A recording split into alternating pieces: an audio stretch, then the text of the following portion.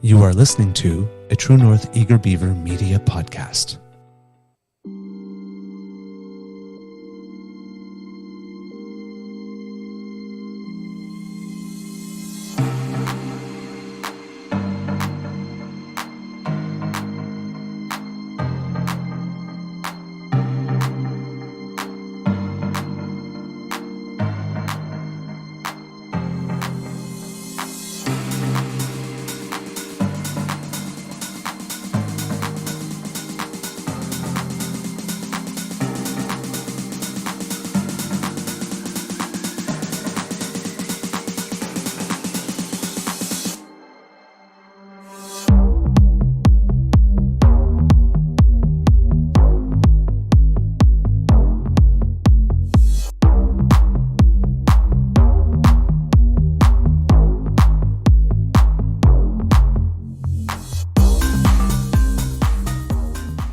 The True North Eager Beaver podcasts are proudly brought to you by our founding sponsors, the Miss V Mysteries from Corvid Moon Publishing, your source for science fiction, fantasy, and cozy mysteries featuring a broad diversity of characters.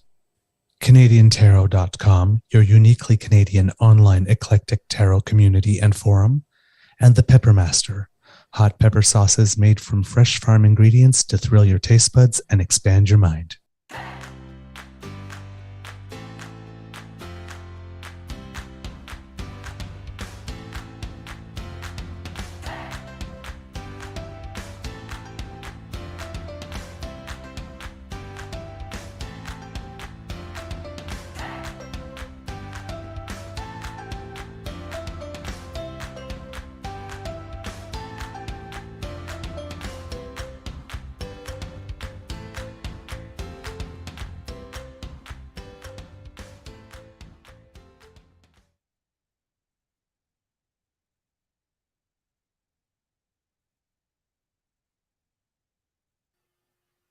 Ooh.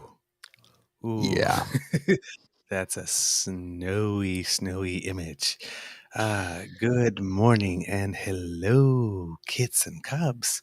Welcome to season number 3 and episode 90 of the Daily Beaver here on the Crier Media Network. Today, recording day is Monday, April 3rd, 2023. And while Ottawa has a slight white coating, here it's just wet. Yep, the Beaver Lodge. And temperatures are supposed to warm up today, going all the way up to 8, so which will be much warmer than yesterday. We've been yo-yoing a bit. We had 13, and then we had 3, and it looks like it's going to be 8 today. But that's early spring for you. I'm your host, the Eager Beaver, pronouns he, him, hey, Mr. Beaver A. And with me is my constant companion, my friend, my brother from another mother, Mr. Grizzly. Of course, a big thank you goes to our podcast's founding sponsors, the Pepper Master, the Miss V Mysteries from Corvid Moon Publishing, and CanadianTarot.com. We have a Monday morning bite for you. Hopefully, we have an interview for you as well.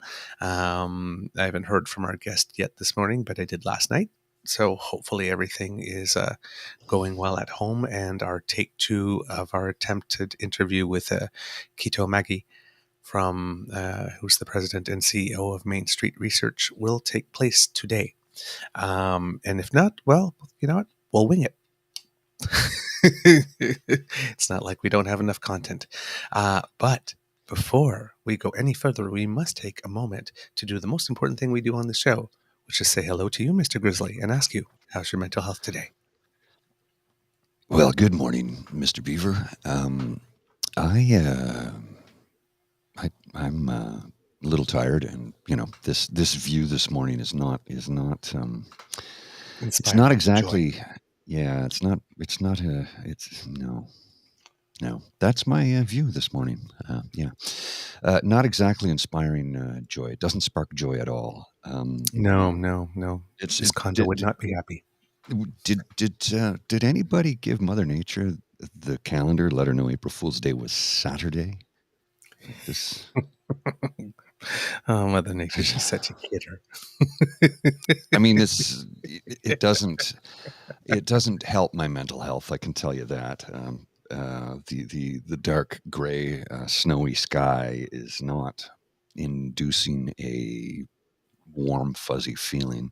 Nothing I can do about it, though, so I'll just, roll with the punches, as the saying goes. But yeah. Well, Mr. I'm a Grizzly, little if it tired, helps though. at all. Yeah. Well, if it helps at all, I am warm and fuzzy, and I will be your sunshine.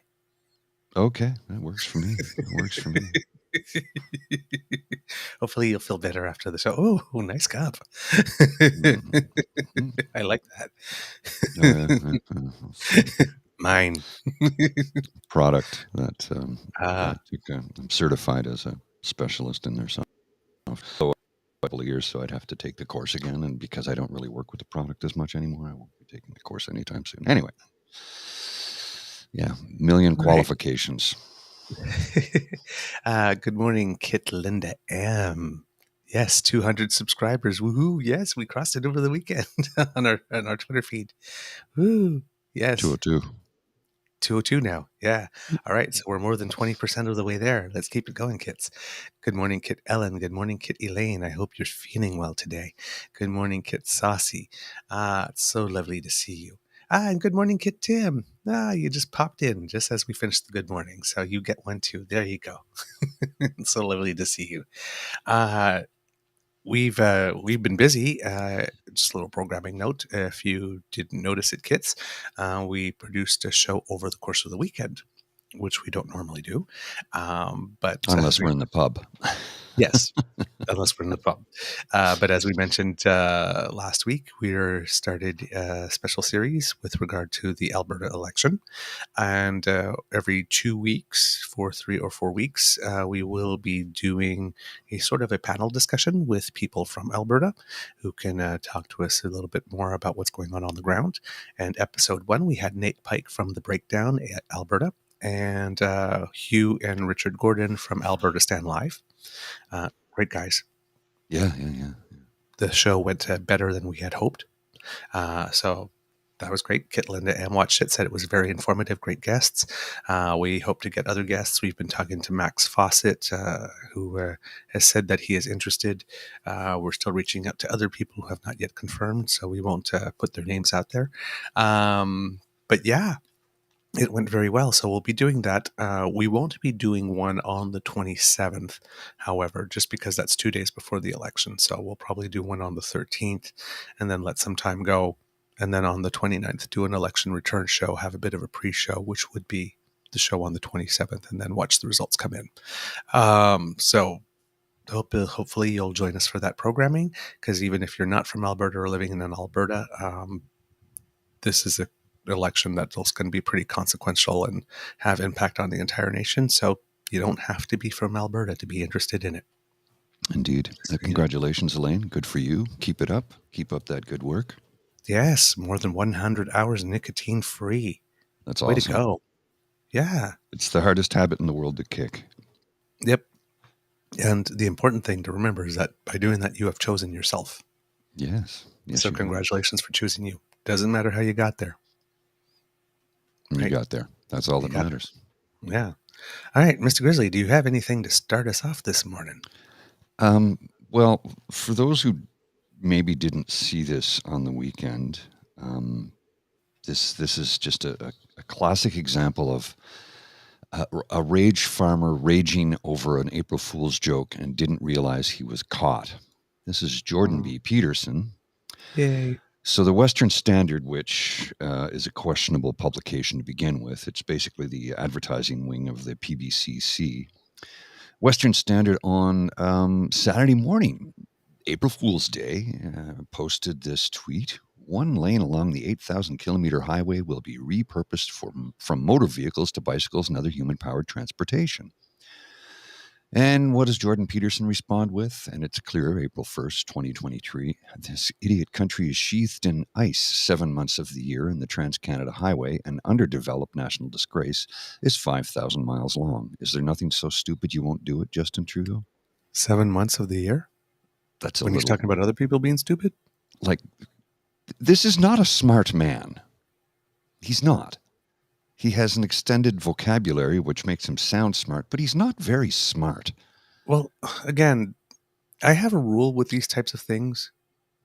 Like, if you're going to have a tweet out in public calling other people liars, Maybe research it a bit. first, don't be the biggest liar on the planet. Yeah.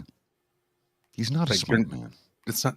So it's like, you're going to criticize other people from being stupid when you've just expressed an outrage that you believe that the country is sheathed in ice for 7 months a year? Have you ever lived here? Slightly In a hyperbolic. Tuktoyaktuk, maybe. Yeah. The Trans-Canada Highway is not sheathed in ice 7 months out of the year. It's not. It's barely 4. Barely 4. Barely. Yeah. Yep. And then we have a saucy sea witch here that says that Max Bernier's also set off a lot of people. Oh, yeah. And, He was going to fold the PPC into the con party. Oh, Did you see that one? Yeah, he said he was going to fold the PPC into the con party because he's fully in lockstep with everything Pierre's saying. And I guess people lost their shit. Oh, okay. That's the one. I thought it was this one that he was trying to do a conservative humor because it's never funny. So on the International Transgender Day Visibility, the Canadian Army posted out a tweet, right, saying that, on the Day of Visibility, we reaffirm our commitment to providing an open, inclusive working environment that allows Canadians to serve their country, et cetera, et cetera. Good statement. And then Maxime Bernier, and if anyone dares attack Canada, we'll send our elite troops of soldiers with reconstructed genitals, led by our best non-binary officers wearing nail polish to defend our country. Be warned. Now, I thought this was an attempt at humor. No. It's because Max being right-wing humor is never funny. It always punches down. Yeah. But it's like, so what you're saying is that, remember that movie, South Park? Bigger, Longer, and Uncut? Mm-hmm. Yeah. Remember this scene, Mr. Grizzly? I believe it was when they were talking about something called Operation Human Shield. Mm-hmm. Right? When they had you see the picture of the army all together like this, and it sort of looked like the American flag, except the stars are on the bottom left, and it's all the black recruits. Yeah. And it's like, oh yes, we're going to send them to lead. We're going to send them led by our Nesnot. So we're going to put them right on the front line, right? They're the people that you're going to put sacrifice Cannon first. Cannon fodder. Bernier? Yeah. No, I'm sure that pissed a few people off, but it was really his whole thing about merging the party. I'll see if I can find that. It was quite funny. I thought it was funny because I got it, but a lot of people apparently did not get it. Well, that's the thing, right? It's like, gee, Jordan Peterson, it's not hard to go fishing there, is it?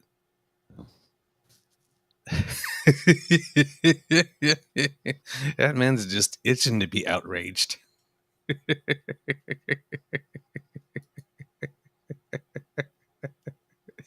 And then, of course, you had Pierre again playing on the April's Fools thing, but again, not being funny, Mr. Grizzly. Breaking. A spate of robberies hit gas stations with the suspects stealing 14 cents per liter from everyone gassing up. Suspects said to be hiding at an Ottawa cottage.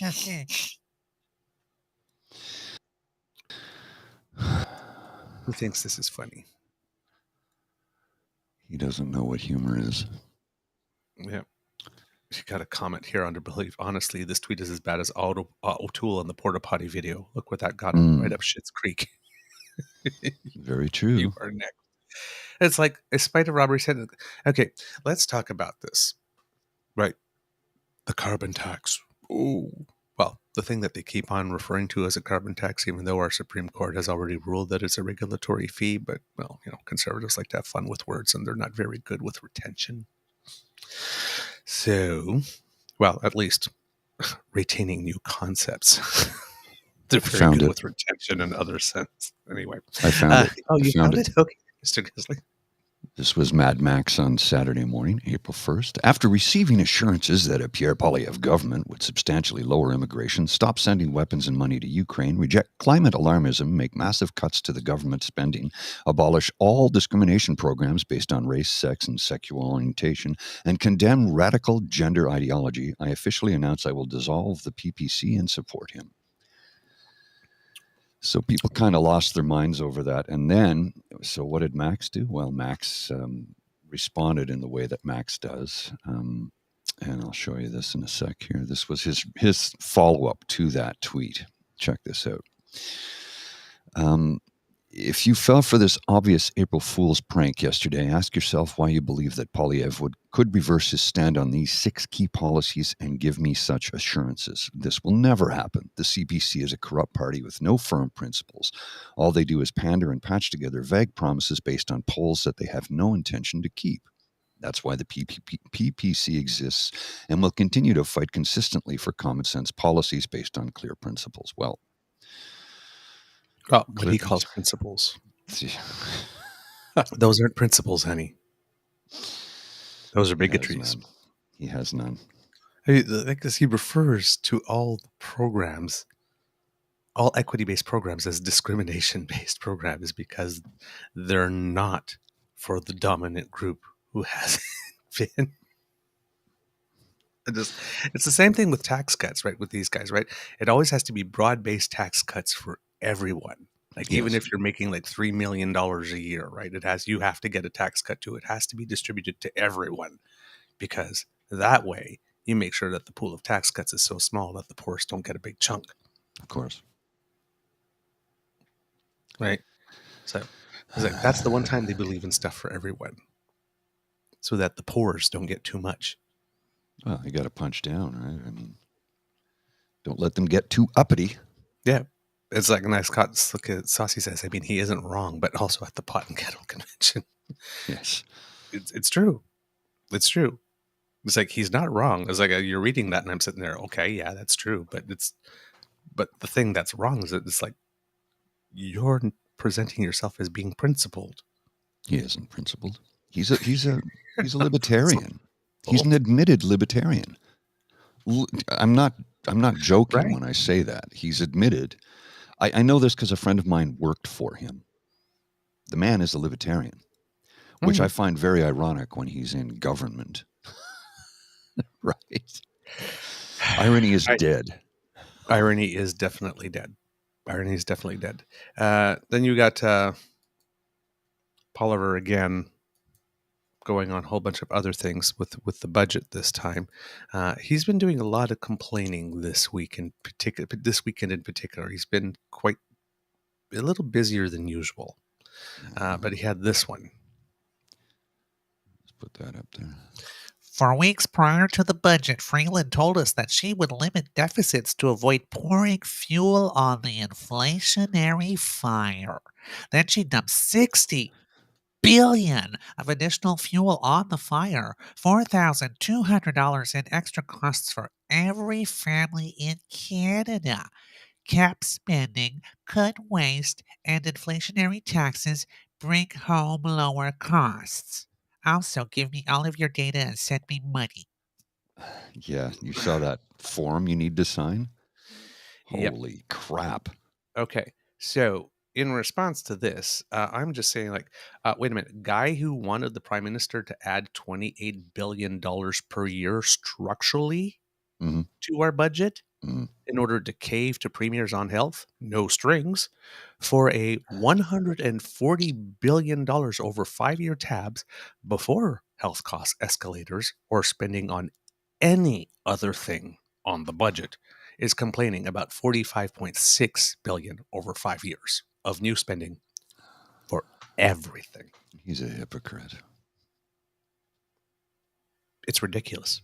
Yeah. When they were saying about Trudeau, just not ready.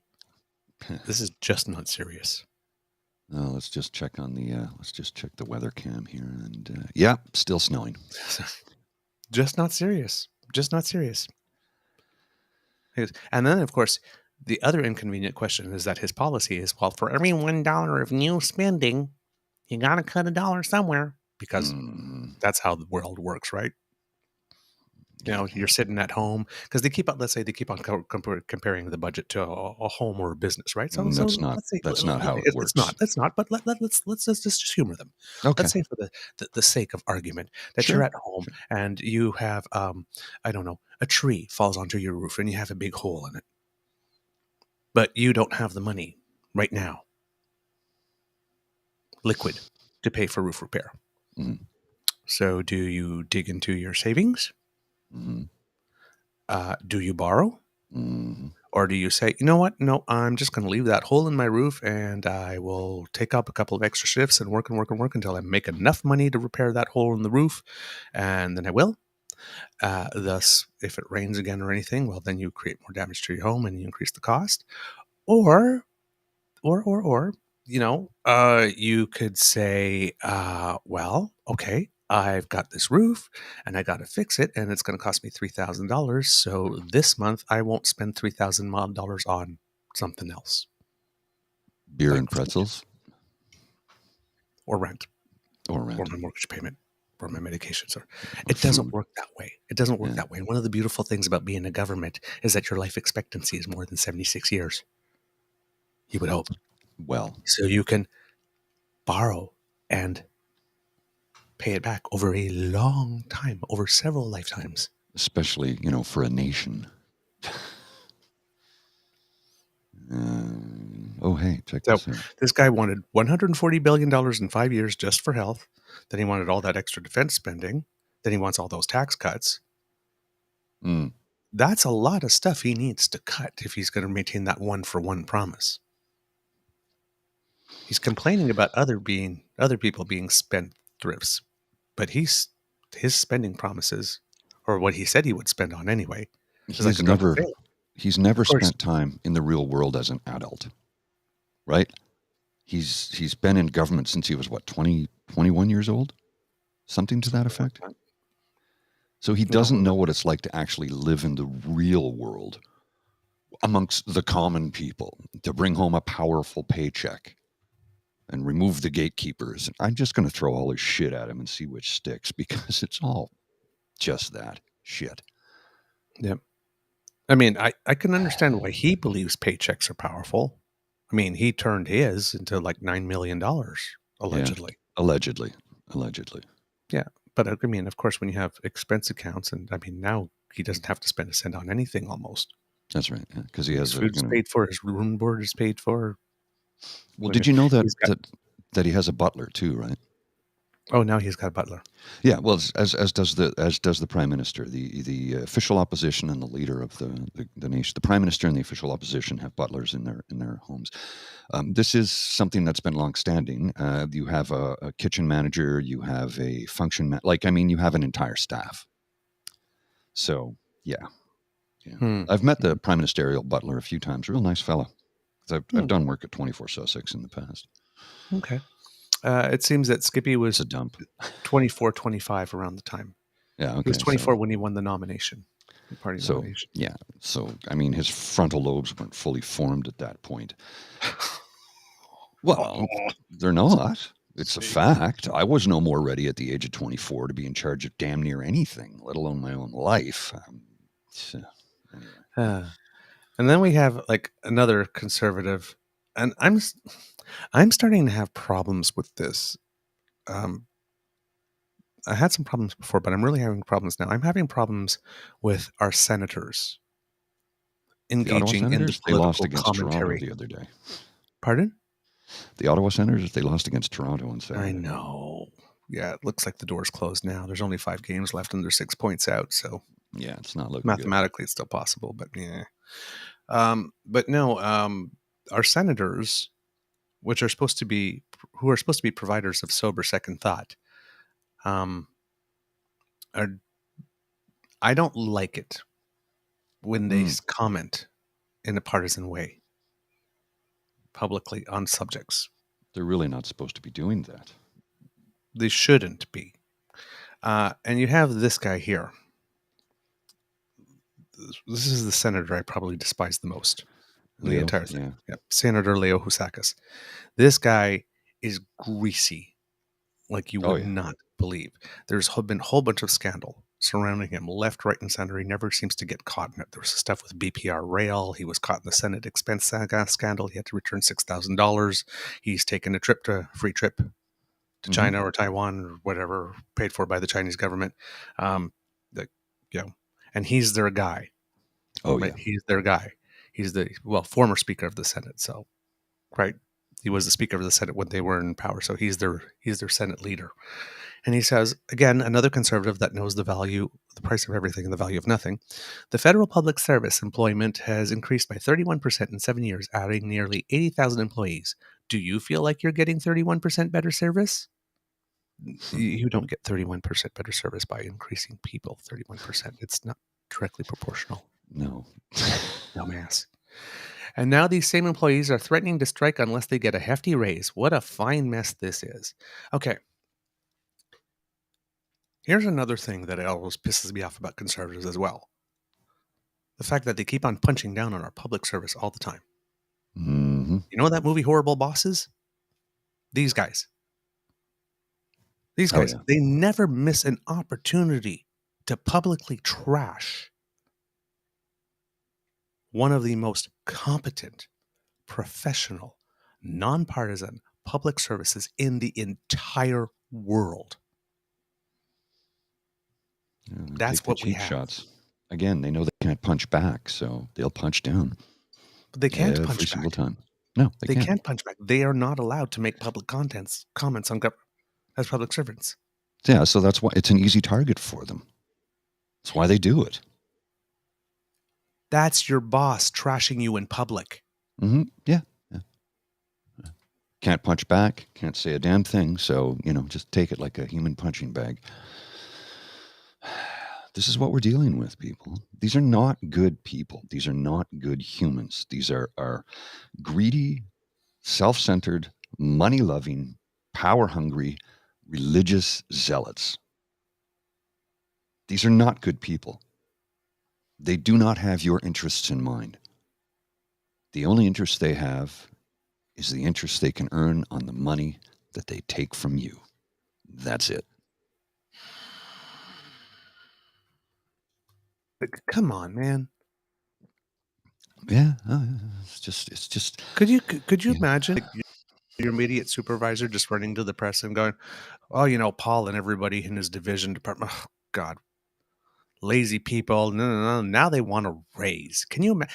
He is pissed off that public servants would dare, like everybody else on the planet and the nation right now, demand a raise in a context of 10.6% food inflation.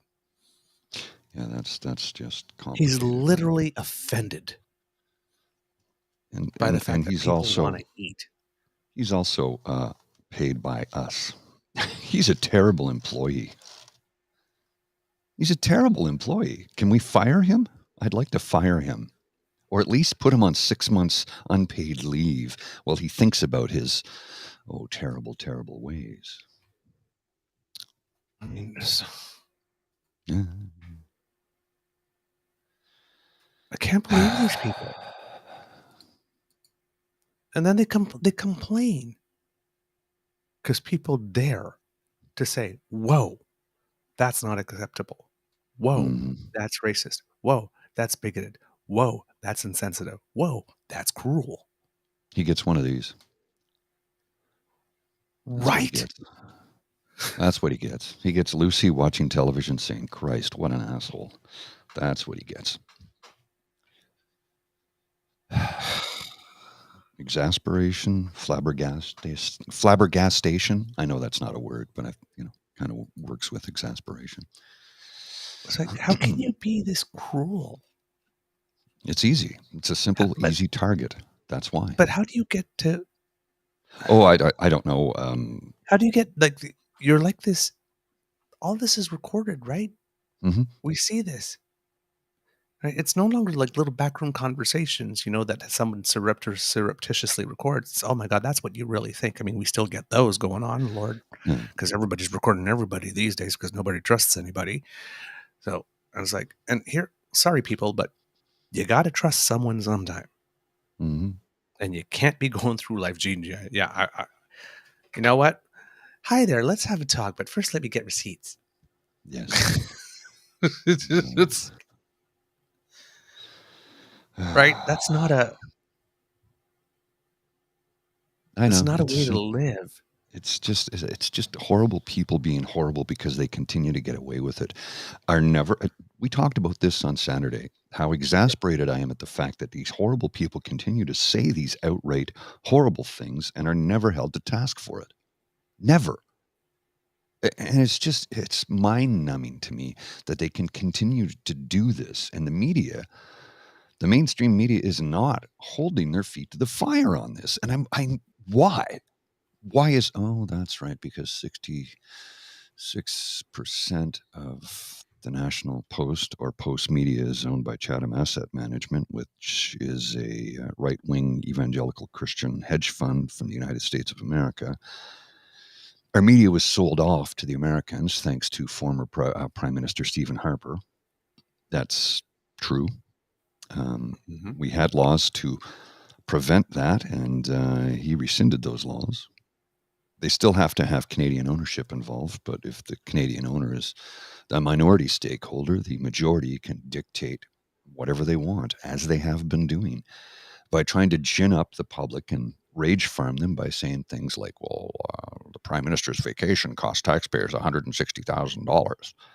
And then people go, why isn't he paying for this? That's security cost, you dumbass. You think he's going to fly commercial? Can we get an economy on Swoop or Flare? Give us a flight. Can we get a deal? Do you have those $1 flight deals? We'll go on that one. Yeah, that'll be good. Dumbasses. And all they're trying to do is rage farm for clicks. And it works. It works. Rage farming works. It gets them the clicks. It gets them the money. It gets them the dollars. And that's all they care about. And remember, they'll dump all over the Prime Minister for giving money to media companies. But their business plan involves said money. The hypocrisy there, the never-ending loop of hypocrisy. Some days I just want to smack somebody. Want to. Now, sometimes even Saturday, need to. So I don't do it. You don't do it. You don't do it. Right? This was Saturday afternoon. Look at these grifters on the hill selling that crowd of hats tens that of were people. Yeah, tens of people. I'll guarantee you those hats were all made in China. And if you look in the banner, let me just pull our graphic down there for a second. If you look in the banner, what does that say right up in the top right-hand corner there? World Economic Forum. Yeah. Agenda 21. These are QAnon. These folks need counseling and several liters of chlorpromazine. That is an antipsychotic medication, by the way. It's also known as Thorazine. That's one of its marketing names. It's a serious antipsychotic drug. And I think they all need it because these folks have lost their shit. Mm-hmm. Mm-hmm. Flabbergastation sounds a little naughty. It does sound a little bit naughty, doesn't it? And then you've got the people now losing their minds because the carbon tax has gone up. And Mr. Grizzly, they are focusing on this segment on CTV's Question Period with Environment and Climate Change Minister Stephen Guilbeault. So let's just put that up there and see what has made them so upset. Okay, for some reason, even though the volume is at maximum, it is not loud. So I don't hear it at all. Make an adjustment here. Sorry for the little dinging sound you will hear. All right. And let's try it again. Let's try that again. Minister, respectfully, I'm looking at the PBO's report right now, and he goes through each quintile of the income brackets. In Alberta, each and every quintile will see a net loss. In Saskatchewan, all but the very lowest income, and the same in Manitoba. So I take your point that it is progressive, but in those instances, in those provinces, it's only those at the lowest part of the income scale that will see any net benefit. Everybody else, and certainly those in the second income bracket, are not exactly the richest of Canadians. And once again, when your government said what this program was intended to accomplish, it made a promise to Canadians that they wouldn't be out of pocket for it. If a majority of Canadians are, and I'm not saying that the merits of the program, I'm not debating the merits of carbon pricing in this. I'm just trying to ask you if you understand why there are Canadians right now who are facing such tough financial times, who are saying, like, can you put a pause on this? Can you help us out? Because it isn't like the rebates are covering it all. Well, we're doing a number of other things, Vashi, to help Canadians and to support Canadians through the transition to a lower carbon future, like a program to help people to get off home heating oil, which is much more expensive, much more polluting than using heat pumps, for example. So we're working with a number of jurisdictions across the country to do that. And as you said in the introduction about the parliamentary budget officer, I mean, he acknowledges that he doesn't take into account the cost of the impacts of climate change. And let me give you just one example. Summer of 2021 in British Columbia, the overall economic impact of natural catastrophes that year alone, in British Columbia alone, $17 billion. This is a bill that all Canadians are paying, and that's 1 year, one jurisdiction in Canada. I get all that, and I'm not negating it, but that isn't what you told Canadians carbon pricing would be. You didn't say it's going to cost you, but we'll do all this other stuff to help you. You said our rebates will cover you. We have said that the rebates would help the people most in need in Canada, and that's exactly what the system is doing. He's got to go. We've said it before. He's got to go. He might be great on the environment. He might have an incredible reputation, but he is a terrible communicator. Very. He's a horrible communicator. He I know a lot of people. He continues to do this. Yes, he continually does it. Yep. He can't speak to his file. No. Competently. Not at all. He's terrible at communication. A lot of people don't like Vashi Kapelos. I get that. Mm-hmm. Right? She's a little more aggressive. She'll interrupt. I personally have no problem with her. Mm-hmm. I mean, she has a bit of a bent. You can see it every now and then. Oh, yeah. But that's fine. She's did a good job here. I thought so. Because that was specifically the line that would be covered. Now, so the parliamentary budget officer says that by 2030, most households will pay more for carbon pricing than it gets back in rebates. Okay. By 2030. What are we right now? 2023. Okay. So that's by 2030, it's 2023. So that's plenty of time yet to see how we reduce our footprints otherwise. Electric vehicles, insulation, solar, because we have all those other programs. So we might not as citizens be spending as much on carbon because we've made other choices over the next 7 years to lower our footprint, number one. But also 7 years, that would be plenty of time, let's say in 3 years from now, see if we see that gap seems to get a little wider to make an adjustment and, I don't know, maybe just increase the rebate. Excuse me. I got the yawns right now. Sorry. That's okay. But it's like why are we talking about this like this is like super complicated and the world's on fire and it can never be adjusted or fixed? I mean, somebody can just decide to adjust the rebate if we see in 2-3 years that we're getting close to the point in 2030 where it gets diversion. Well, that wouldn't make for a good talking point, though. Yes. So, according to CTV, the hike comes just days after a report by the parliamentary budget officer this week stating that by 2030, when the price of carbon is expected to reach $170 per ton, most households will see a net loss, despite the rebate payments offered by the federal government to offset the surcharge. I don't know about everybody else, but what we're doing here, I mean, it's taking us a lot of time because it seems that COVID and supplies and everybody has the demand. But right now, there's a program in our city where I am, where the municipal government has gotten some funds from the provincial and federal government and is allowing people to borrow 10% of the assessed value of their house interest-free for the next 20 years in order to make changes to reduce their GHG emissions now. And if they reduce their GHG emissions by 25%, they get that loan. If they reduce it by 30%, they get an extra $5,000 bonus. And then the federal government just came in with another similar program like that, on top of their already green program, where you're getting money back if you get a heat pump, if you insulate, if you change your windows, if you change your furnace, if you go solar, if you get a heat pump, if you get a solar water heater. So people will be making these changes. And of course, the sources of renewables right now, like this for industry, is less expensive to produce that energy than to produce the traditional forms of energy. So I don't know what the panic is here, because we have got plenty of time to adjust. But this is like you've been lying for 5 years. Aha. Now, Guilbeault didn't help by saying we have other things like this. Because why couldn't he have just said, like, yes, we see that. We're concerned about that. Right now, here's the situation. And if it gets, because we'll make adjustments to make sure that people are covered. We'll keep the promise. I have to grab a coffee. I'm sorry. I'll be right back. That's quite right. That's quite right.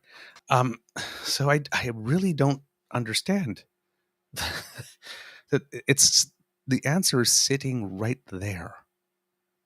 And he is completely stuck. Why would you not commit to keep people covered? It just doesn't make sense, especially since you're financing all these things that will help people reduce their footprint. So the cost to you as a government from doing that is probably going to be less and less per capita as it goes on, as people make these decisions.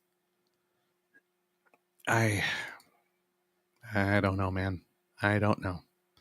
It's very, very, very strange. Well, I mean, I know why they're doing it. Don't get me wrong. I know it's anything to say that people are, that the carbon tax is going to make you lose.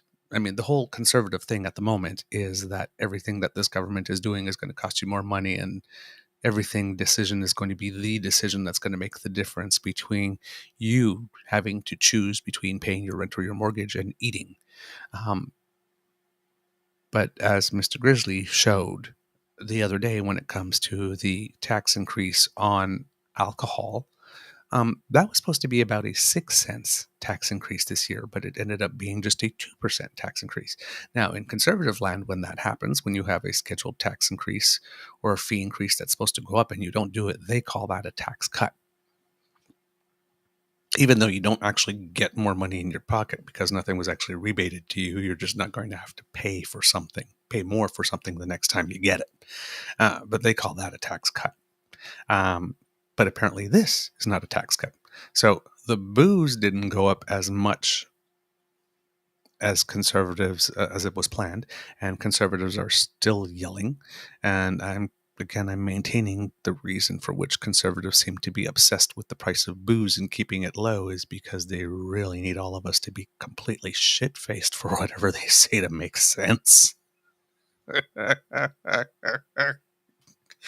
Because, ooh, boy, mama, I tell you, it's like if you sit down and you try to do the math, it doesn't add up. And then on the carbon tax, well, basically the price, this devastating increase in the carbon tax this year, this triple all in 1 year, allegedly, carbon tax increase in this year, that is going to curve your spine and make you fall to your knees and beg Mother Nature for mercy as you sit there counting your nickels, deciding which one is going to go to milk and which one is going to go to carbon tax, is 3.3 cents a liter. 3.3 cents a liter, according to conservatives, is the thing that is going to make it hard for you to decide whether or not you keep a roof over your head or you keep driving, because you have no other options.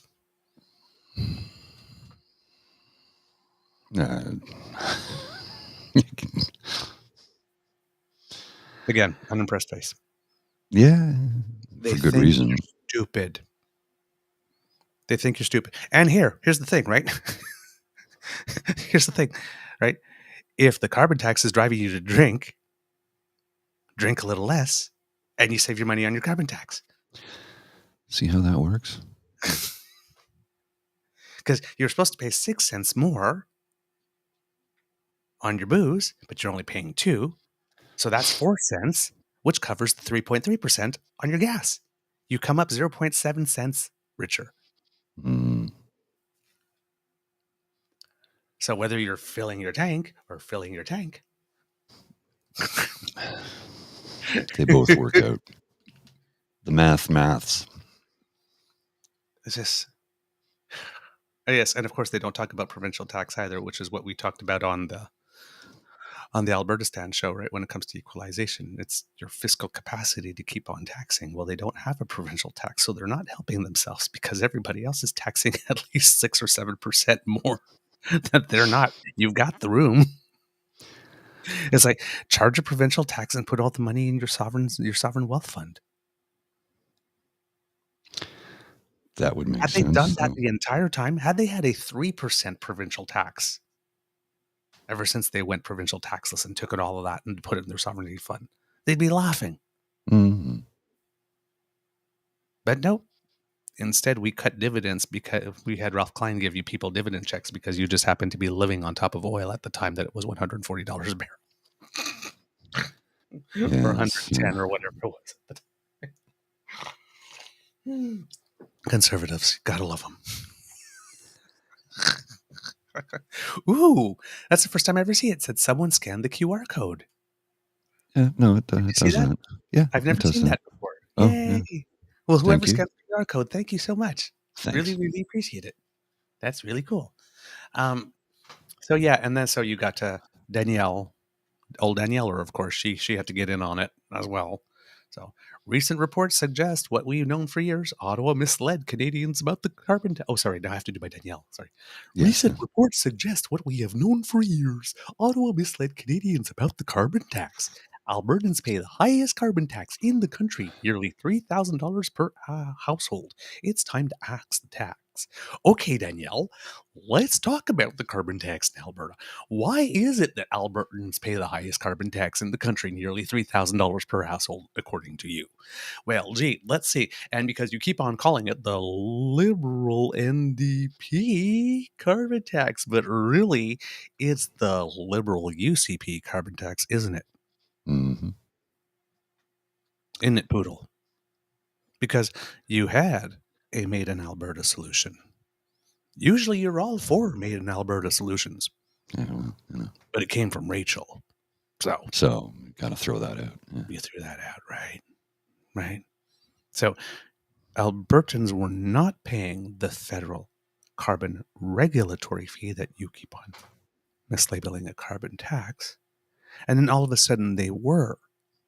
And the reason for which they were was because you canceled the Made in Alberta program, thus forcing your citizens to pay the federal backstop.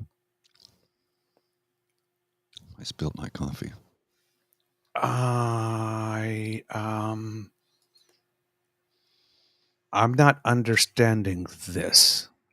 Well, it's very complex and complicated and convoluted, and yeah, I got nothing. I got nothing, man. She just look. If she can sling mud at Ottawa, she'll do it every opportunity she gets.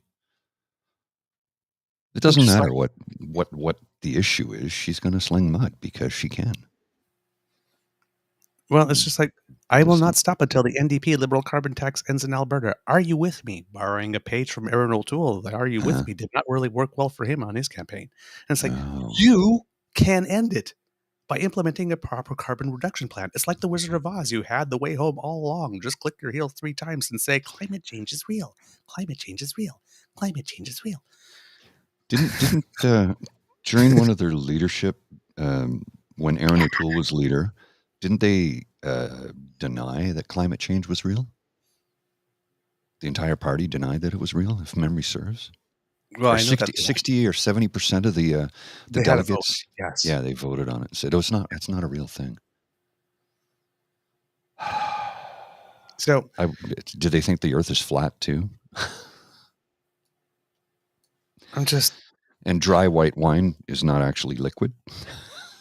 also, but it's very dry. When you spill it on yourself.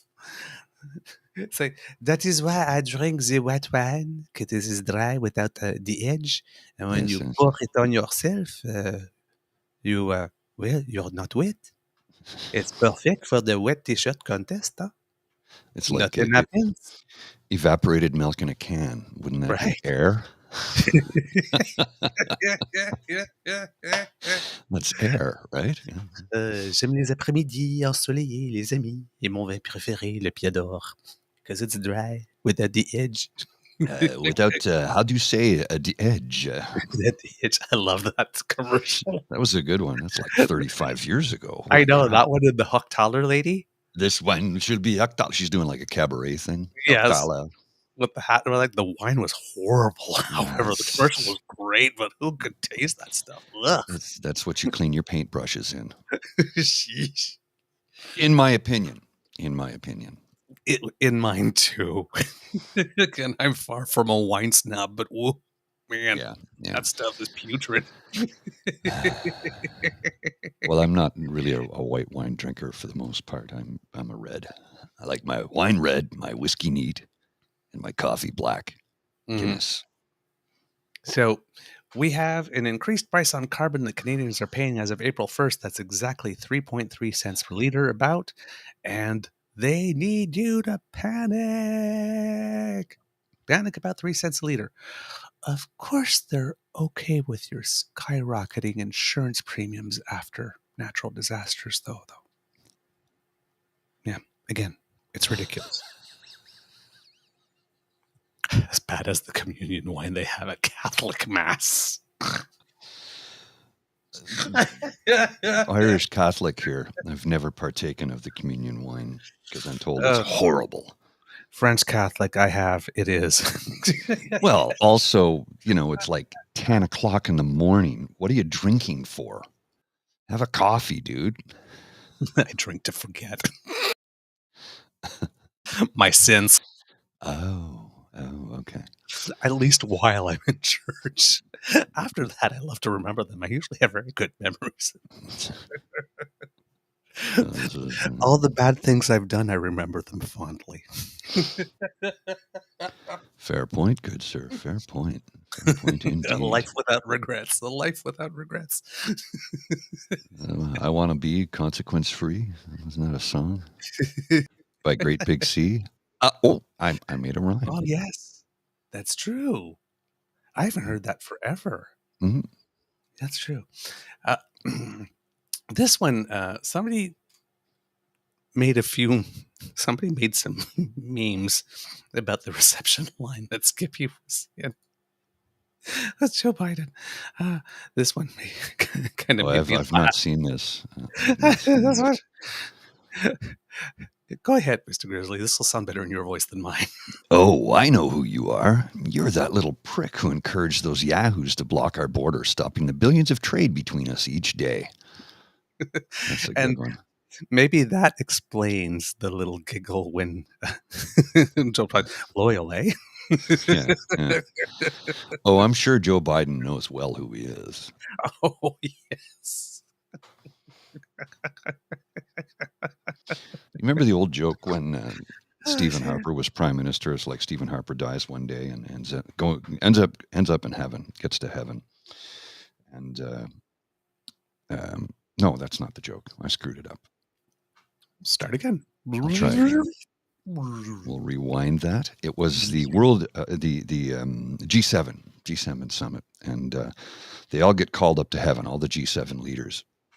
And God says, okay, this is what you need to do. You got to stop the climate change. You got to stop burning fossil fuels. You got to stop war. You got to stop this, or that's it. Apocalypse in 30 days, and everybody is going wherever I send them, and there's nothing you can do about it. So all the world leaders come down, and Chancellor of Germany addresses her people. Barack Obama addresses the. Well, he wasn't president at the time, but whatever. I'm just making it up as I go along. Addresses the American people. Says God says we have to do this. We have to do this. And Stephen Harper comes down, and the first thing he says is, "God's real. He's real. I've met him, and he thinks I'm a world leader."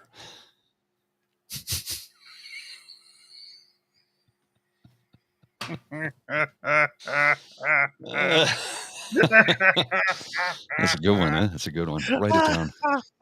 That's a good one. I like that.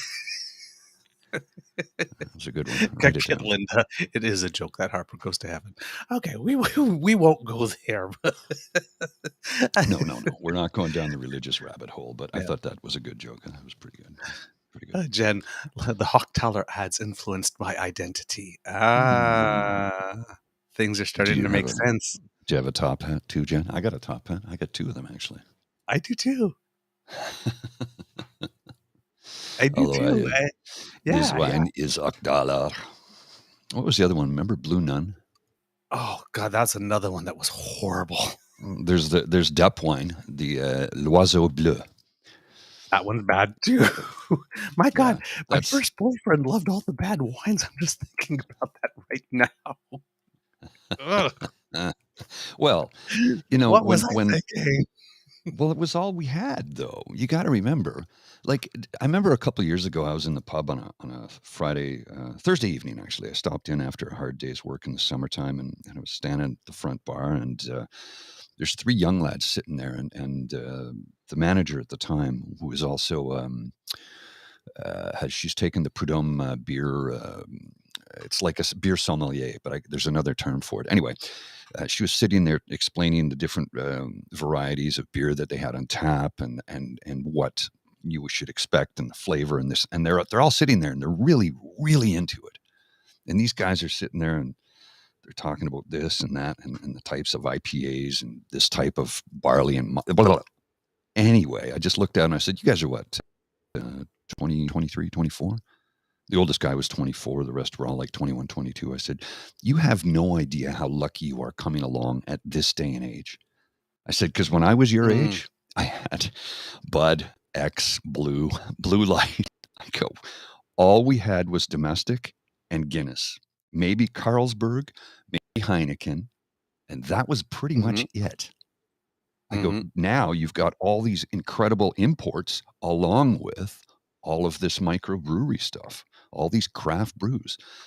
Like you're coming along at a good time in history. Matus.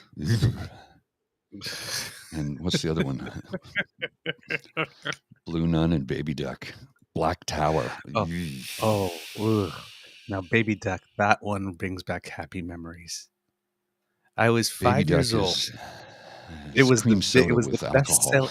I know, it was great, especially when you were a kid. I came from a French Canadian household, right? So it's like if the Montreal Canadiens were in the playoffs, didn't matter how old you were, you had a 50 in your hand or a Molson. Oh yeah. It was like a rule. You were 5 or 6 like this, you had one like this, and you got to stay up late. And at Christmas and at Thanksgiving and Easter, you got a little bit of wine, or a little bit of bubbly. Baby Duck. Yes, and it was always Baby Duck. And I loved the commercial because I was 5 and it had that little baby duck, which was so cute. Yeah. Yes. So every year at Christmas, you had a little, like a shot glass of a box of turtles and a bottle of Baby Duck. That I'd get a little bit up, and the bubbles would tickle my nose. And I truly, truly, truly believe because of that, because of the way I was raised, that my relationship to alcohol is very healthy today, because I've never been drunk a day in my life. Because I was taught to have a respectful relationship to alcohol right from the get-go. Yeah, that makes sense. Well, I mean, that's very much how it is in Europe. You know, it's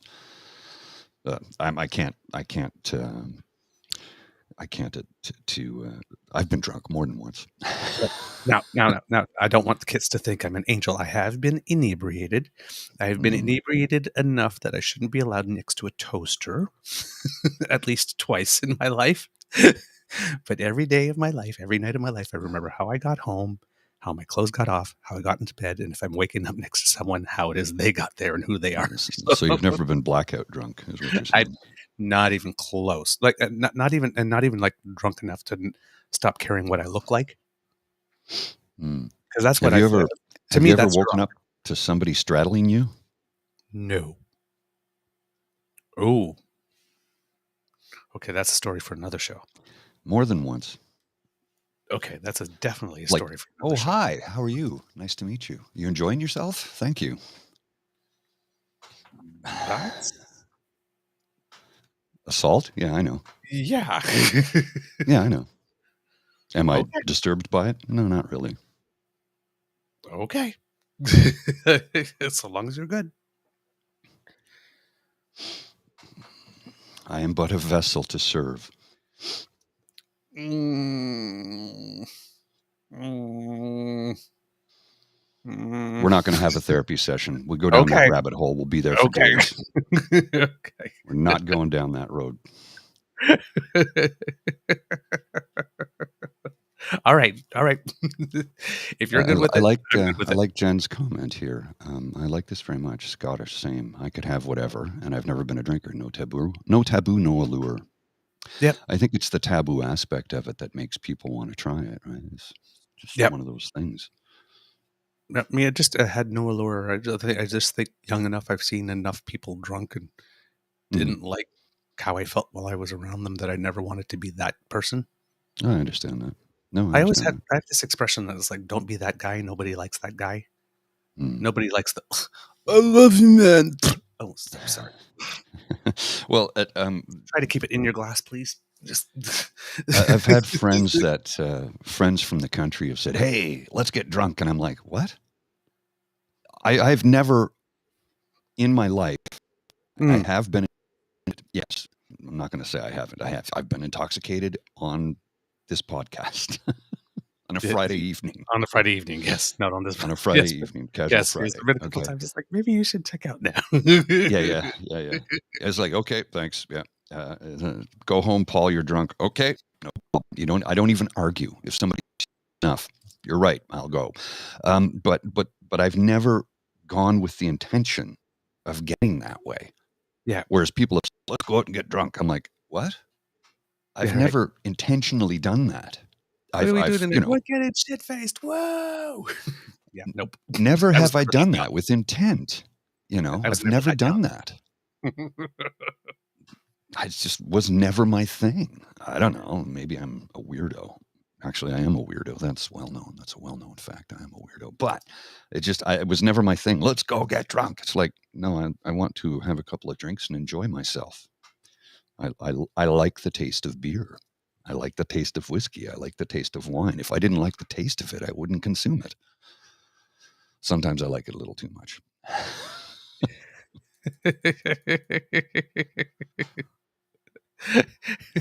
So no job on the U.S. Supreme Court for you. I like beer. I like beer. Sometimes I like it too much. These headphones should have like this thing. Nude photos of me out there that I never enter politics.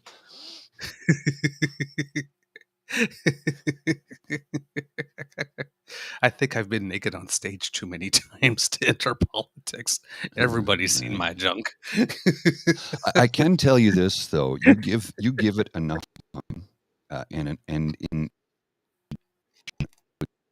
will know, because once Gen Z enters politics, they don't. I mean, you've got the right-wing evangelical Christian version of Gen Z, but they're very small. The mass Gen Z's kind of like just accepting of people. And it's like, look, their whole lives have been online since birth. Mm-hmm. So it's not a big deal for them. They just don't see it as a concern. It's like, what? Who cares? So what? You were naked online. So what? We all were at one point in time. Like, it literally will not be an issue in a generation. Right. Couple of for the vast majority. I mean, there's still people that will take umbrage with it, but Yeah. We have this guy here, Mr. Grizzly. Just going through some random stuff that have happened over the course of the weekend, kids. we talked on our show with the people from Alberta Stand Live in the breakdown about this man, Kacy Madu, who was the Minister of Justice in the government of Alberta. I believe there's a visual up there, Mr. Grizzly. This man right here. He basically came out and said in a press conference, so in the course of that particular work, the Premier is free to speak with anyone that she wishes to speak with.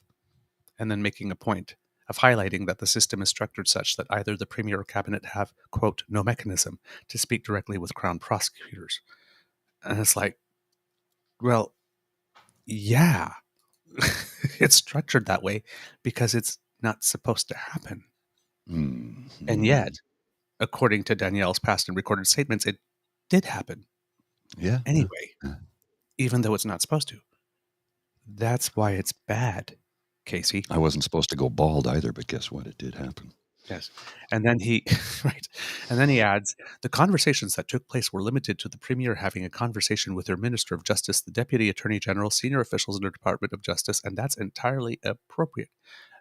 No, it's not. And the conversations were not limited to them. She had a conversation with Artur Pawlowski 2 months before he was to appear in court, while he was actively a defendant in a criminal trial.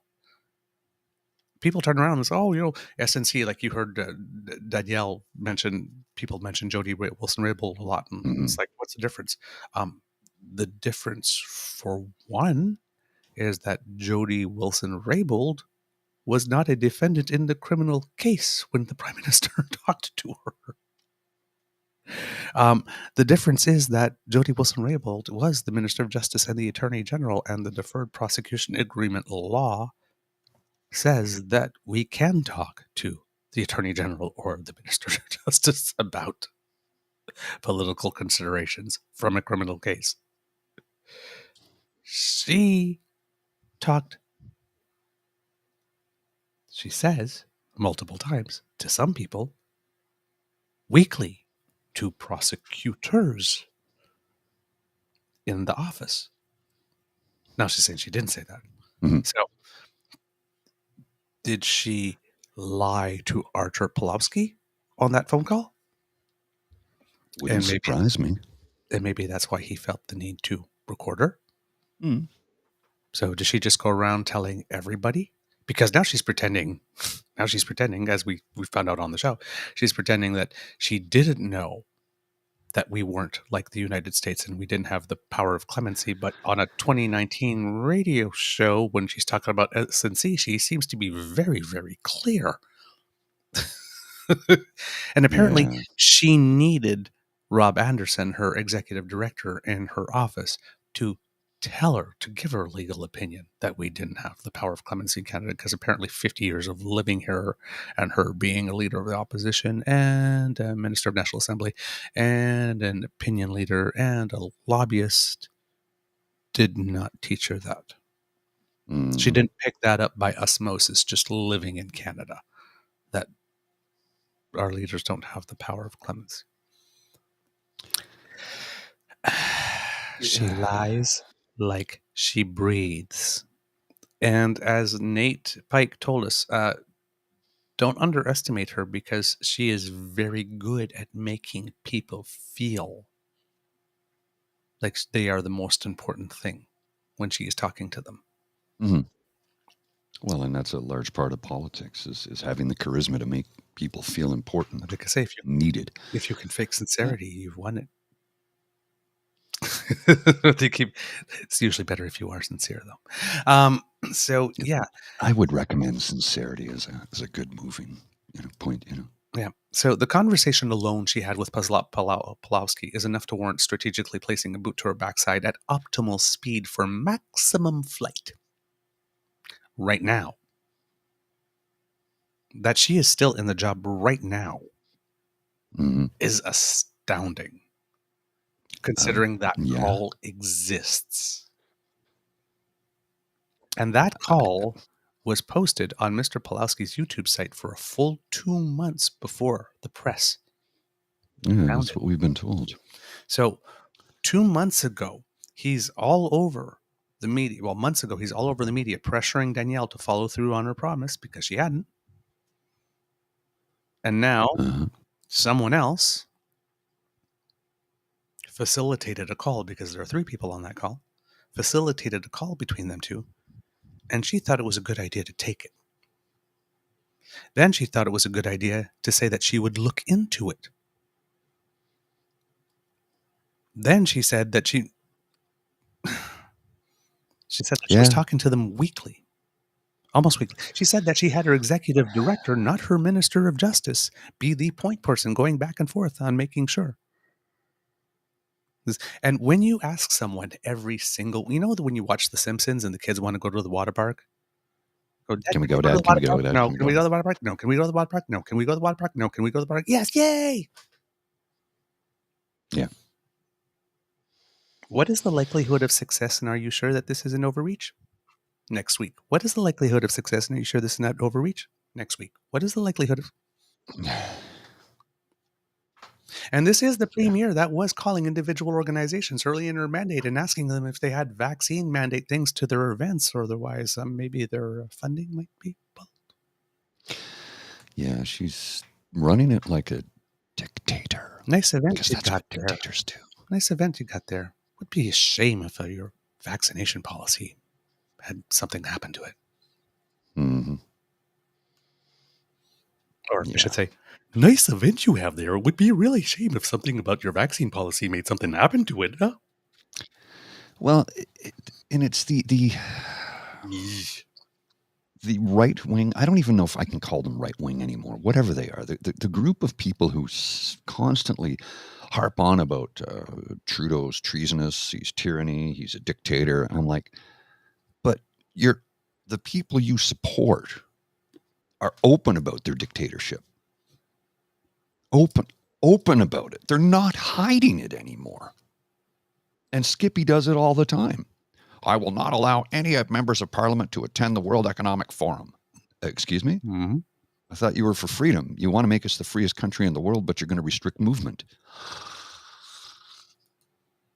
And yet nobody can seem to see that that's exactly what he would do. No, he wouldn't do that. But he said he would. Mm-hmm. Yep. Yep. So when it comes to Kacy Madu, I'm sitting there, it's like, there's very little mystery as to why it is that Mr. Do you know who I am? / are you sure you didn't ticket me for distracted driving while black? Because that's what I'll tell everyone you did. Mm-hmm. I could see why a minister of justice thought that was okay, would not have any problem with what Daniel Smith has done. Right. Oh. It's okay. It's like Bill Barr saying about Trump, right? It's like, I don't think he did anything wrong, tactic. Really? Girl. Girl. How many charges against him? 34? Like, they said we think 34 because that's the most precise number we had, but and it was a kit that suggested that, so I don't know where they got that information, but the only one that I've been able to find somewhere is over 30. Right. So that would be between 30 and 30, between 30 and 40. That's so over 30. But they won't tell us what they are, and they will not tell us what they are until tomorrow. Until tomorrow. Until Arraignment Day Eve. It's Arraignment Day Eve. I always love a good jaunty chapeau. Of course, good friend. So we should have top hat and tails for tomorrow. Ooh, okay. Okay. I don't know if I've got tails, but I definitely have top hat. So yeah, it seems you wouldn't see a bow tie on this. It would be hidden under my beard. I have to wear it really low. So we got an exclusive on Donald Trump's legal strategy. We actually had our contacts and our network out there ask us some questions from his legal team, and we found out that, Mr. Grizzly?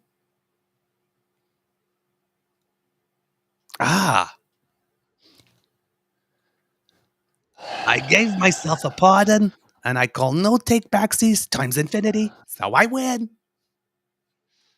Ha! Bing bong, bing bing bong. It's like I can just declassify by saying I declassify. I thought of it. It is declassified. It's not. It's not how it works. There's an actual process in place, and oh boy. I like it. Saucy goes, does Mr. Beaver have a tickle trunk of hats next to his desk? Oh, I don't know. Perhaps. Perhaps. Oh, no, it's stuck in my hair. There you go. Well, that's not very good. That's never good. Quizás. Bum, bum, bum, ba-da-da-da. Da-da-da-da-da-da-da-da.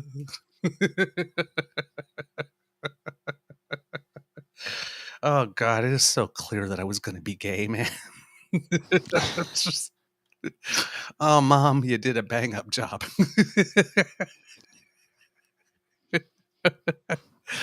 I never did that to my mom. I always wanted to, but I didn't, just because she never actually gave me the opportunity. But it's like, if ever she had asked me, oh, Dougie, did I do anything to make you gay?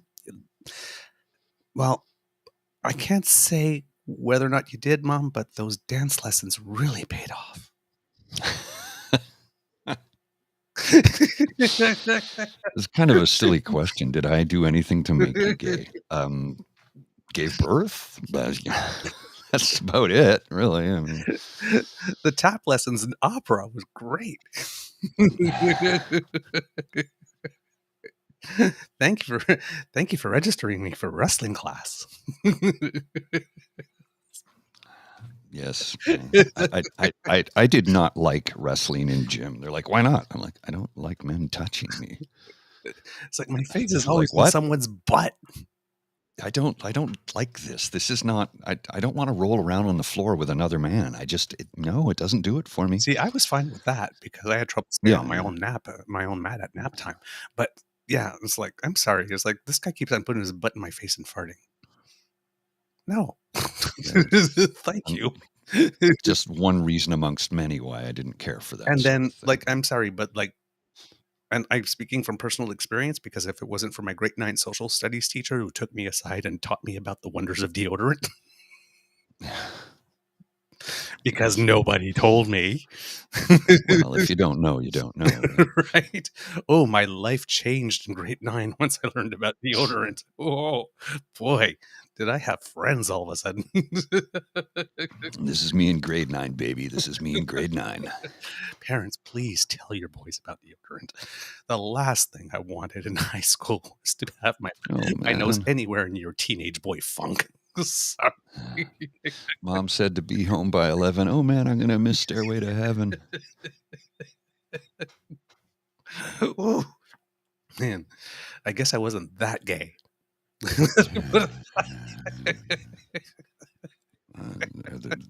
There's levels, I think. Levels. Oh, man. Okay. More people doing really just dumb, stupid stuff. Well, there's a lot of that on the internet, I can tell you. This Easy is to find. Liberal Minister for Official Languages, Jeanette Petitpas-Taylor. Mm-hmm. They keep on trying to make her some kind of star. She just isn't. Yeah. I have this impression for her that she's like, well, I mean, look at her hair, right? Like, just look at her clothes. Like, she is just so. Right? Everything's, she even speaks that way, just so, very pointed. But the thing is that she's one of these typical politicians that's very good at repeating 75 different ways the media line, but not doing more. And she comes across as way, way, way too polished. Way too polished. And she was in the first cabinet, and then she got dropped, and then she got brought back, and she did these things again that politicians keep on doing, going for the superlative overreach. And the government is in the process of bringing in a new Official Languages Act, and she said in French, she said, not in French, she said that French is the only language in decline in Canada. I believe Indigenous Canadians would have a word or two to say about that. You think?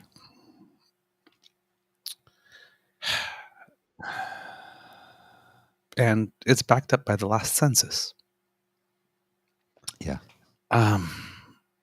Again, we need to stop with the superlative overreach, and we need to stop with my oppression is worse than yours porn.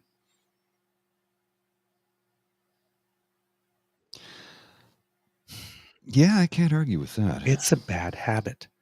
Stop it. Not everything has to be the best, the worst, the most. It can be bad without being the worst ever. It could be bad enough to warrant our attention without having to be the worst ever. Stop it. Mm. One of our official languages is in decline. That alone is enough. Why embellish when the truth will do? Because they like to? I don't know. Why?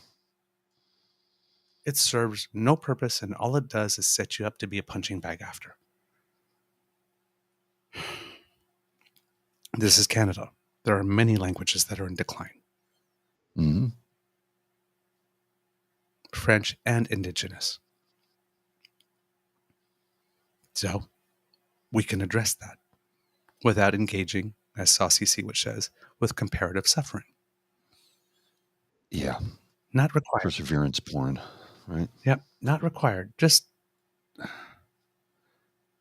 not everything needs to have a superlative. The most persecuted people I've ever seen in my entire life. No, they're not. The only language in decline in Canada. No. Only I can solve it. No. No. There are many paths. There are many ways. Many roads lead to Rome. You're not the only one. You don't have the only solution. And most likely, yes, you may be the worst. Most likely you're not, but you may be. But let other people say that for you. Maybe. It's exhausting. It's exhausting. Wow. I got to show you something I just came across my feed. This is disturbing.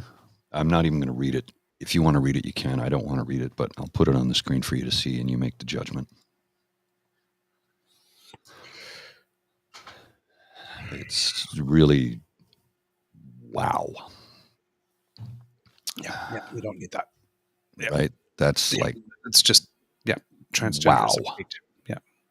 Yeah, that's just it. Wow. Yeah. That's bait. Yes. That's bait. When you kids, and I'm not reading it because it has these words do not, but it was basically about transgenderism and basically about, doing what you needed to do to put them all in a small corner because, of course, they're all pedophiles. Right. Yeah. Of course. Yeah, I'm not engaging. Yeah. That's those social media 101 bait. Mm-hmm. Those tweets are bait when they're so inflammatory there that they just make you go, what do you mean? We should put bait.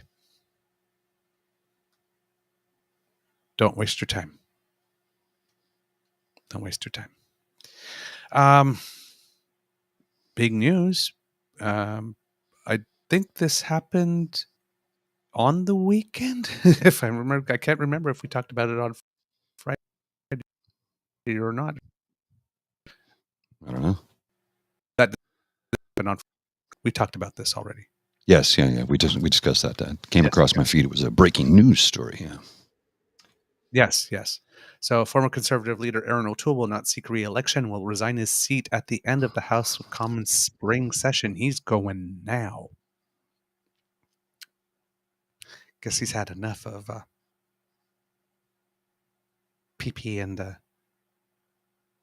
his friends, PP and pals. I guess. Yes.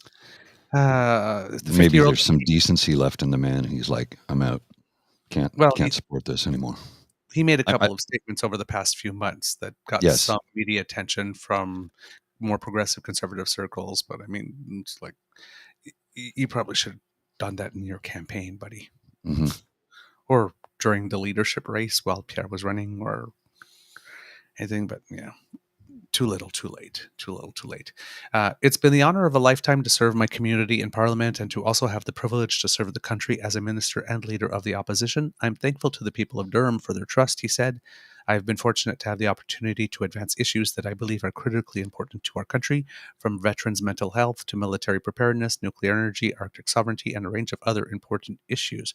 Wow, absolutely none of that had to do with serving and the general public. I will continue to advance these interests and serve my constituents until the end of this session. So, yeah. Bye.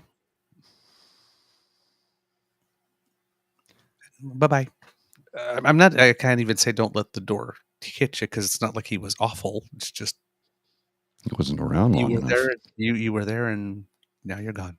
Well, my father has no use for the man because he shut down a bunch of Veterans Affairs centers throughout the country. So, you know, that whole myth of the conservatives are for the military. Bullshit. You're not. It's a lie. Yeah, we're good with the budget. No, you're not. You're good at enriching rich people. Joe Clark, a true progressive conservative, different story. Current crop of conservatives, they just want to line their pockets with gold. Yeah. And they'll take it from you to get it, and they don't care. Mm-hmm, mm-hmm, mm-hmm.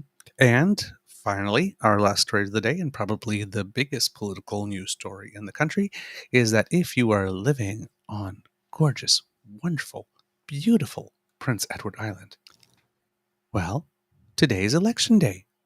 Oh, yes, that's right. Yes. The Prince Edward Island election is into its final day of campaigning ahead of today's, well, yesterday was basically, you can't really campaign in public, whatnot, but you know, it's more like the get out the vote type campaigning today. Candidates from all parties made their final pitches yesterday, where the main issues included the state of healthcare, housing shortages, and climate change, of course, on Prince Edward Island. And of course, those issues in particular, climate change, and were brought to the fore by the recent, of course, Hurricane Fiona in the area, but also I believe it was last summer or the summer before, they had a problem with a potato wart on the island, which very much affected exports, and the Premier actually handled that quite beautifully on the international scene as well. So which may explain the reason for which the Premier called the election 6 months ahead of the province's fixed election date. There are 27 seats in the legislature going into the election. The Progressive Conservatives held 15. The Green Party had 8 seats, and the Liberals held 4. You have main party leaders running in the PEI provincial election. So from the Progressive Conservatives, you've got Dennis King, who likes to go by Denny King. They have a full slate of candidates, and they are definitely leading going into the election today. The latest data, I got it from Polling Canada, but I can't remember which company it was, but I go to the Polling Canada site sometimes when I need to find something quickly, and there it is, Mr. Grizzly. It says, well, according to, let's see, who is this forum? The PCs are at 47%, the Greens at 28%, Liberals at 20%, the NDP at 4%, and others at 2%. So no mystery as to why Mr. King wanted to go right away, because he seems to have a very, very sizable lead. From the Liberal Party, the leader is Sharon Cameron, and she is trying to win some seats here because in the 2019 election, their party dropped to third-party status from 16 seats to just 6. And the party's entering this race with just 3 incumbents reoffering. Shannon Camroy, the leader, is running for political office for the first time, but she has more of a decade of experience as deputy minister. And she is running against the Green Party leader, Peter Bevan Baker, in his district. So you got 2 party leaders running in the same district, which is a little strange. From the Green Party, as we mentioned, Peter Bevan Baker, who in the last election started with them having to, I believe, have some type of agreement because there wasn't a majority for the Conservatives at that time. And I believe he had experienced some personal tragedy as well during the election. And it seems that everybody on the island had really come together at that point. So when the government had started, there was a good collaborative feel to it. But once it seems that, I guess with by-elections would be my guess, that the Conservatives got a majority. According to Peter Bevan Baker, all the collaboration just stopped and the Progressive Conservatives started behaving like a more traditional Conservative party. Interesting. That's his take. The Greens are fielding a slate of 25 candidates, so not a full slate, with all incumbents reoffering except for District 11's Hannah Bell. And then we have a party called the Island Party that hadn't run in 12 years, but they are back. And a lady named Ahava Kalnasi de Kalnas is the head of the party for about a month and looking to be elected for the first time. She leads a slate of 11 candidates who say that they want to introduce recall legislation, focus on town halls and referendums on major issues, which the party says will put power back in the hands of people. They are saying that there are 10 districts, and interesting. 10 districts in particular to watch on the provincial election where things may be tight. District 5, Mermaid Stratford. District 8, Stanhope Marshfield. District 11, Charlottetown Belvedere. District 13, Charlottetown Brighton. District 14, Charlottetown West Royalty. District 17, New Haven Rocky Point. That's where Peter Bevan Baker and Sharon Cameron are running against each other. District 21, Summerside Wilmot. And District 23, Tyne Valley Sherbrooke. District 25, O'Leary Inverness. District 26, Alberton Bloomfield. So those are the 10 that seem to be where the most action will be happening. And over 34% of eligible islanders have voted in advance polls, which is a little bit down from the 2019 turnout. So 36,823 people voted in the 3 days of advance polls, according to Elections PEI. And the districts with the highest turnout percentage are District 20, Kensington Malpeque, 6, Stratford Keppoch, 26, Alberton Bloomfield, 10, Charlottetown Winslow, and 21, Summerside Wilmot. And in Kensington Malpeque, 43.59% early vote turnout. Wow. That's impressive. So there you go. Advance voting has increased in each recent election as islanders turned out in huge numbers to vote ahead of regular election day after the 2007 election. Election PEI report made a pitch to beef up the number of poll clerks because of the large number of electors showing up at the first advance poll. And during the 2011 campaign, the arm's length agency added a third advance poll day because so many were flocking to vote ahead of elections day. And then in 2015, the campaign featured a higher than expected turnout for advance voting with extensive lineups of people waiting to vote. About 12,000 voters showed up on the first advance poll day alone. So PEIers really love their advance voting. Hey, they're voting. That's what matters. That's exactly what matters. So yes, the election show, I believe, will start at around 6:30 on the main networks, the pre-show, with results coming in. I'm guessing like every other place, the polls will close probably around 8 p.m. So please, if you're living on the island and you haven't voted in advance, please make sure that you take some time to go cast your vote today, because democracy is something that you do. Oh, yeah. All right. Mr. Grizzly, do we have a show? I think so. Yeah, I don't think there's anything else that I really wanted to bring up. The other than the national letdown that took place on the weekend when they tried to have a national shutdown and like nobody showed up.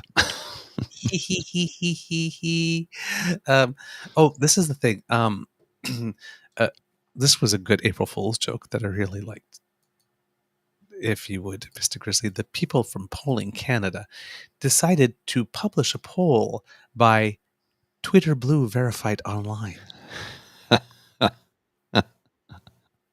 showing the Conservatives at 33%, down 1 from the last election. The Liberals at 10%, down 23 from the last election. The NDP at 3%, down 15 from the last election. The Bloc Québécois at 17%, up 9 from the last election. I don't even think that there's enough people in Quebec for them to get 17% of the entire. The People's Party up 32% to get 38%, and the Green Party of Canada up 2 to get 4%.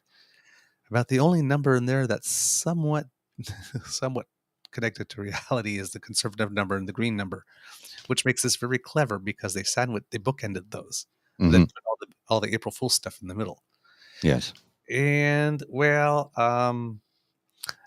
yeah, I have terrible news for those who forgot that yesterday was April Fool's because, well, some of the reactions were laughing, yes, but what a bunch of crap. Blocked. I'm over on Spoutable for a lot of reasons. This sort of crap is one of those reasons. Somebody went fishing. Somebody felt the need to do their own online poll because of course, Yes. that's going to be much more valid. Oh man. Yeah. We have some gullible people. We have some We do. gullible people. Well, Jordan Peterson started it off with raging about how they're going to make bike lanes on the national highway, which is, not happening. Just some days, some days you just sigh because what else can you do?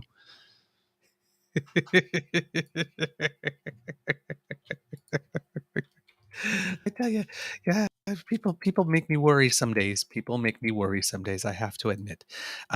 Before we go, just in a little bit of Canadians who make us proud, tennis player Leila Annie Fernandez, who we very much love, got all the way to the final of a 1,000 level, so that's like one level below Grand Slam tournament in Miami, the Miami Open, playing against, I think, number 2 doubles pair in the world, Coco Gauff and Jessica Pegula of the United States.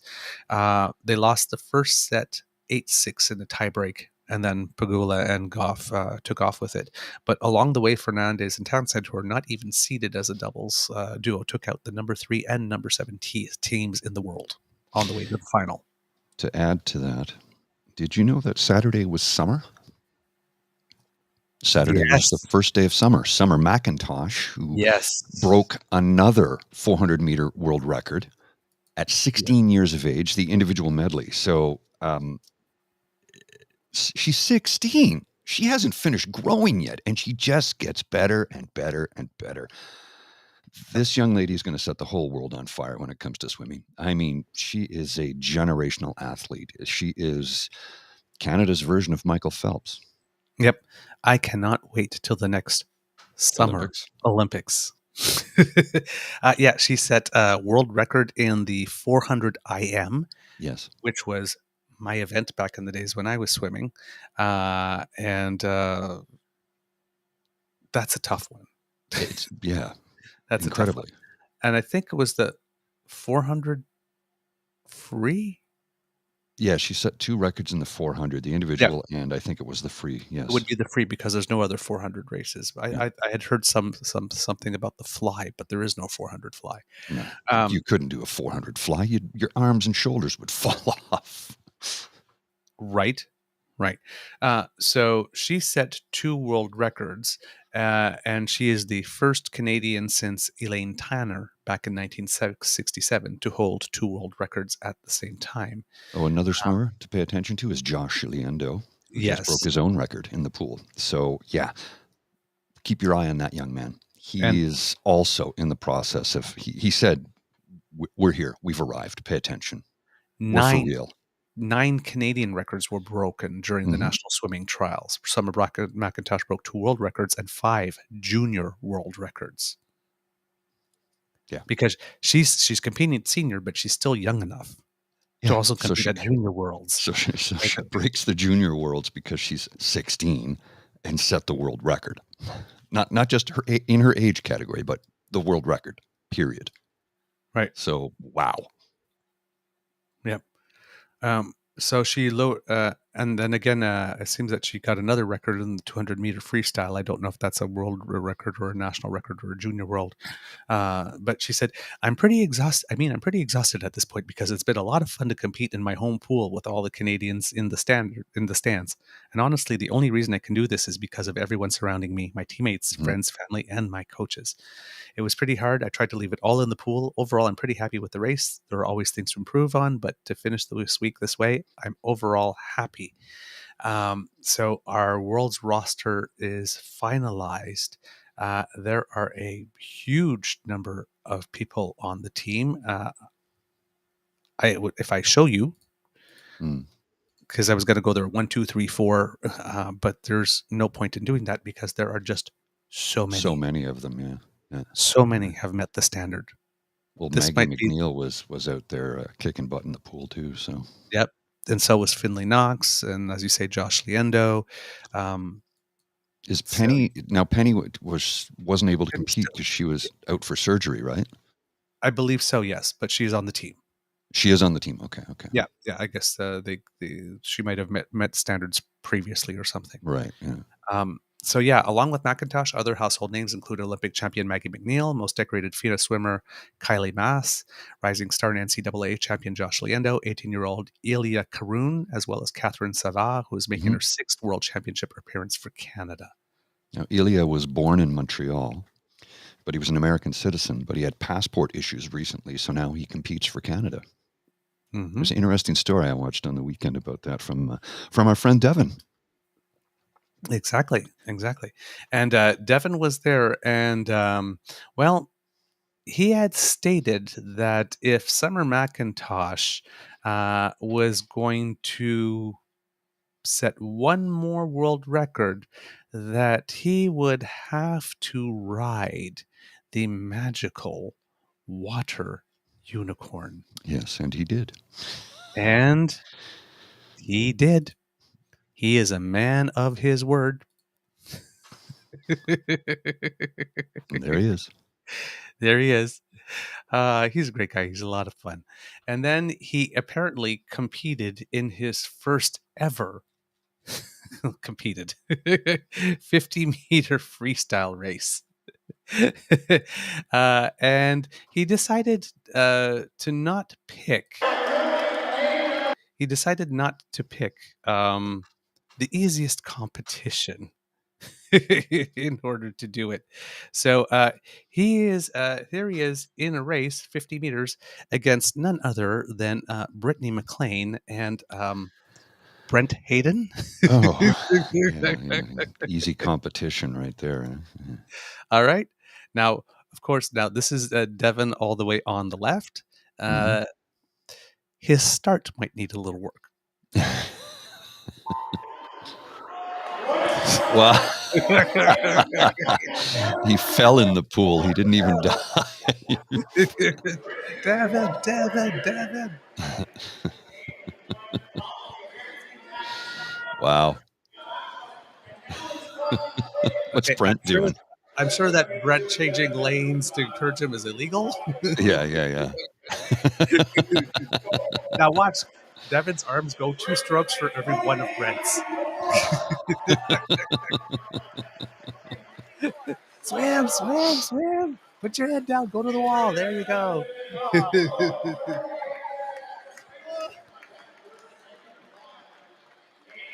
Oh, we'll have to razz him about that. Well, you know what? It doesn't matter how you do it. It matters how good you look doing it. And true. He looked very good. Very, very, very stylish. So, of course, he's got his victory photo here.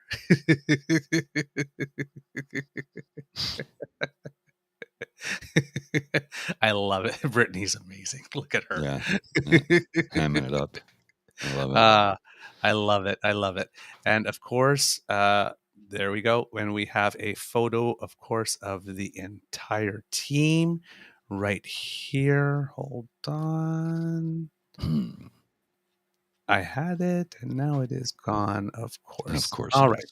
That's how All it right. works. That's how it quite works. all right. Yeah. So there you go, kits. That's the episode. We hope that you loved listening to us because we loved making this for you.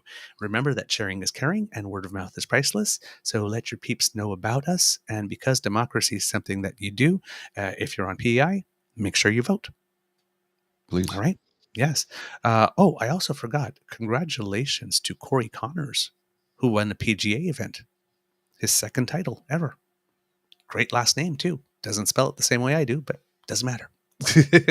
If you really like this podcast, you can find us on the Crier Media Network, as well as all Beaver Grizzly friendly platforms. Stars and reviews are appreciated. So if you have a mittful of them to spare, we would gladly take them off your hands. Yeah, that'd be great.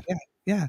We love to hear from you, so please reach us on our Facebook page, our Twitter page at TrueEager, or by email at truenortheagerbeaver@gmail.com. And you can subscribe to us at our pod page. That's podpage.com/thetruenortheagerbeaver, all in lowercase letters with a hyphen between each one of those words. And we will come to you as soon as we have something fresh off the bandwidth.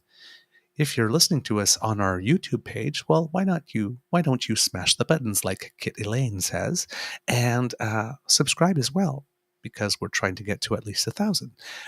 That's our True North Eager Beaver Media Incorporated YouTube channel, and that will help us up big time. So thank you. We can't do this without you or your kind and generous support. So if you feel that we've done a particularly good show, if you're watching, you can scan that QR code like somebody did previously during the show. That's right by Mr. Grizzly's head. And that will bring you to our emergency hot chocolate, Guinness, Caesar, whatever it is that we need. Yep. That's our emergency fund. And if you're listening, well, then you can let your fingers do the walking. Go to ko-fi.com/eagerbeaver, all in one word, lowercase letters. And, that's where you can make your contribution. And we appreciate everything. Thank you so very much. From the Beaver Lodge, this is your Eager Beaver saying, until next time, dear kids, it can be a tough world out there, so please be kind to and gentle with yourself. We're sorry that we weren't able again today to bring you our planned interview with Quito Maggi. Stuff happens. Yeah. We don't know what happened today. We haven't heard from him this morning, but I'm sure that he will write us and let us know what transpired, and we'll try to make another date to bring that to you. Mr. Grizzly, do you have any words of wisdom for us before we go? Try and get plenty of rest, because if not, you end up tired and groggy and a little cranky like me right now. I do have some advice, though. 9 p.m. this evening on my YouTube channel, I have an ASMR, and I'm going to go a little deeper than I normally do into what depression is all about. So I'll just put a link here in the chat for anybody interested in joining in. It's we've got a growing community of concerned individuals who want to support each other in our mental health challenges. So I will go deep tonight because there's a few things I need to talk about. So if you are so inclined, it will be an ASMR mental health chat at 9 p.m. on my personal YouTube channel. And the link is right there in the chat. All right, kids. That comes highly, highly, highly recommended if you could use some time with people who actually genuinely care. Mm-hmm. It's a good place to check in. Okay, we mentioned at the beginning of the show, choose yourself. So yes, take some time to choose you. Nothing wrong with that. Nope. All right, Mr. Grizzly, please roll the credits.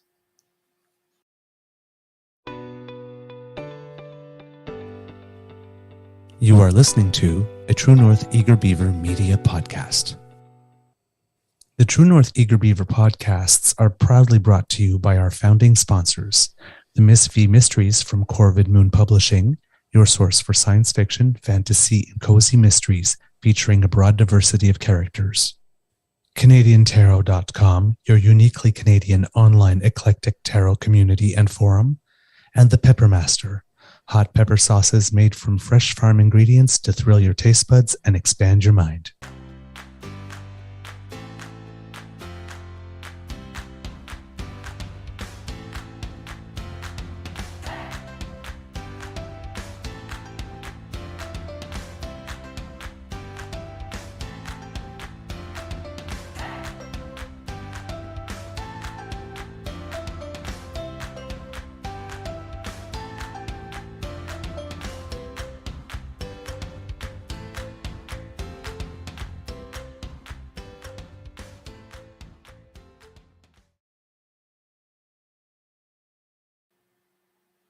All right, go out there and make today special. See ya.